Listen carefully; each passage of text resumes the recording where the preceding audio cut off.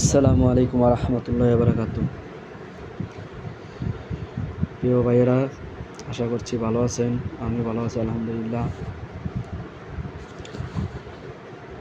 কিছু কথা শেয়ার করতে আসলাম, মনের আবেগ। আমাদের 16-17 বছরের ফ্যাসিস্টদেরকে তাড়াইতে 2000+ শহীদ হয়েছে। প্রায় 30,000 থেকে 35,000 লোক গুরুতর আহত হয়েছে। এখনও কিছু লোক হসপিটালের বেডে শুয়ে আছে।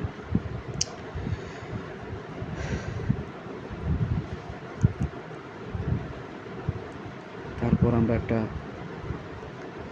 মোটামুটি একটা অবস্থানে আসছি। ফ্যাসিস্ট যখন চলে গেছে দেশ থেকে, মোটামুটি একটা শান্তপূর্ণ অবস্থানে ছিলাম। বিএনপি, জামাত, অন্যান্য দল মিলে একটা নির্বাচন হলো। ডক্টর মোহাম্মদ ইউনূস আগের তুলনায় খুব সুন্দর একটা নির্বাচন উপহার দিচ্ছে আমাদেরকে উপহার দিলেন। তো যে কথা বলতেছিলাম, এখনও আমাদের স্বাধীনতা পরিপূর্ণ হয় নাই। কেন হয় নাই? এখনও চাঁদাবাজি বহাল।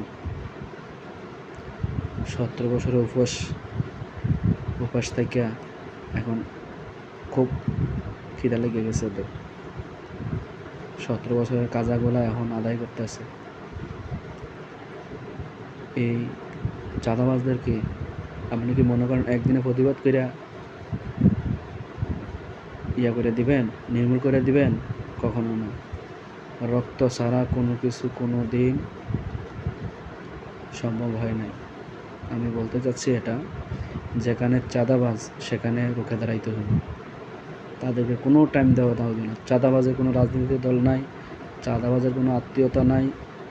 চাঁদাবাজ চোর, ঘোষখোর। যেখানে 1 টাকা ঘুষের লেনদেনের কথা বলবো সেখানে দাঁড়ান।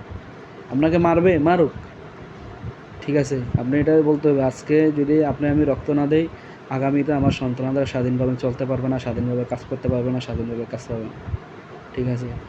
যেমন 2000+ শহীদের বিনিময়ে 35,000 লোক আহতের বিনিময়ে আমরা একটা মোটামুটি ভালো অবস্থানে আছি। এখন শুধু আমাদের এই চাঁদাবাজদেরকে, ঘোষখোরদেরকে নির্মূল করতে হবে।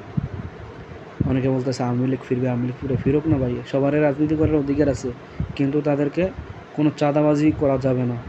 এগুলা কমিটমেন্ট করে তাদেরকে রাজনীতি দেওয়া হবে। যাদেরকে আইনের আওতায় আনা হয়েছে, যারা 2000+ খুনিদের জন্য দায়ী, তাদেরকে অবশ্যই বিচারের আওতায় আনতে হবে। যাদের ফাঁসি দিতেই হবে, যাদের জেল যেটুক তাদেরকে জেল দিতেই হবে। ওদেরকে রাজনীতি থেকে পুরোপুরি বয়কট, ওরা কোনো রাজনীতি করতেই পারবে না। আইনটা এরকম হইতে হইবে।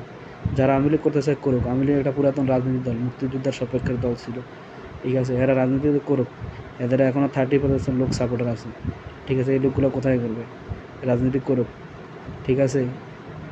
যদি জনগণের ম্যান্ডেট নিয়ে রাজনীতি করতে পারে তাহলে এরা সফল হবে। যদি ম্যান্ডেট নিয়ে রাজনীতি না করতে পারে তাহলে জাতীয় পার্টির মতন আস্তে দেখেন না, এই বছর 1%ও পাইছে না, 1% ভোটও পায় না, ঠিক আছে। এবার তো খুব সুন্দর, আগের তুলনায় 4 বলতে পারি নির্বাচন ভালো হয়েছে।